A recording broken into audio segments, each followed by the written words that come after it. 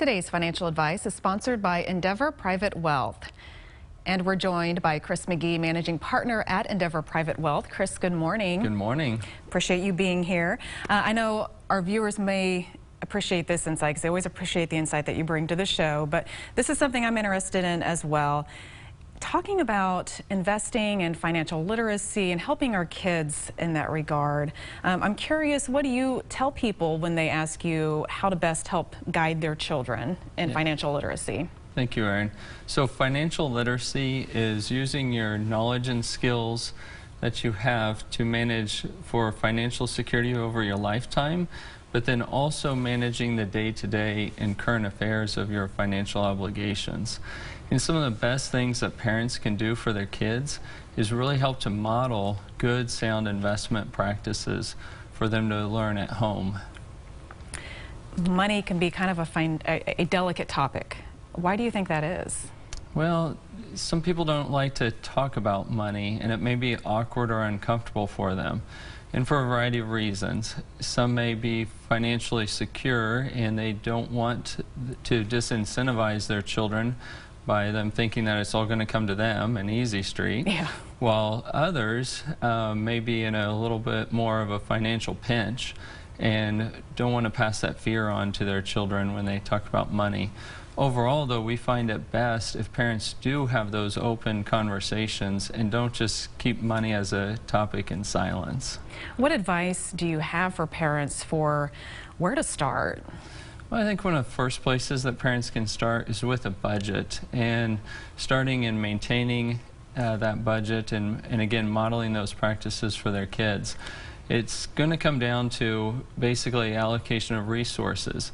You first want to start with the necessities in life, the shelter, clothing, eating, healthcare, transportation, and then you can move on to the savings and investing and this idea of paying yourself first.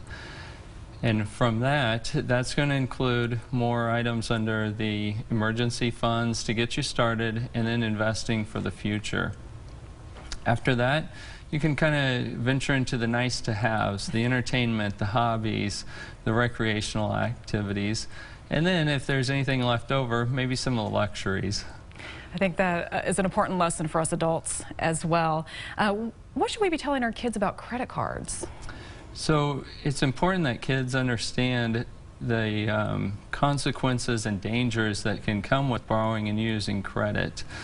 Credit cards make things very easy to buy today, but they typically have a very high interest rate associated with them, and that can really make the cost of buying that item very expensive over time. And if you only are paying down the minimum of your monthly payment, it can take years to pay that debt off. Yeah, and that can be something that you, like you said, you live with that forever. I mean, it can affect so many things, which can be a challenge. You know, I know many of our schools have courses and programs to help students learn about finance and investing, which I think is a good thing. I even know of some students who are in a virtual investment club where they're able to, in competitions where they can buy and sell stocks and help doing that through play money and learn about the capital markets. Is that a good thing? It is. It's a great introduction to investing for our youth.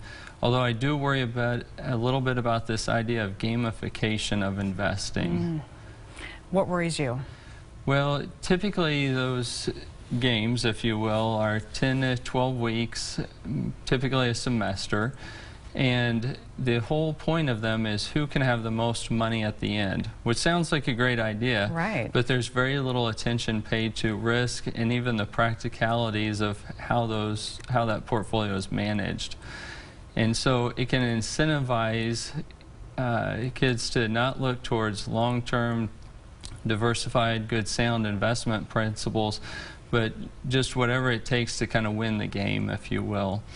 Now, hopefully teachers are coming back and talking to them about the difference of this game and simulation versus how they treat their money in real life. It's a big difference. Yeah, again, it comes back to that communication and opening those lines of communication. Correct. Okay, important information, Chris. As always, we thank you for your perspective.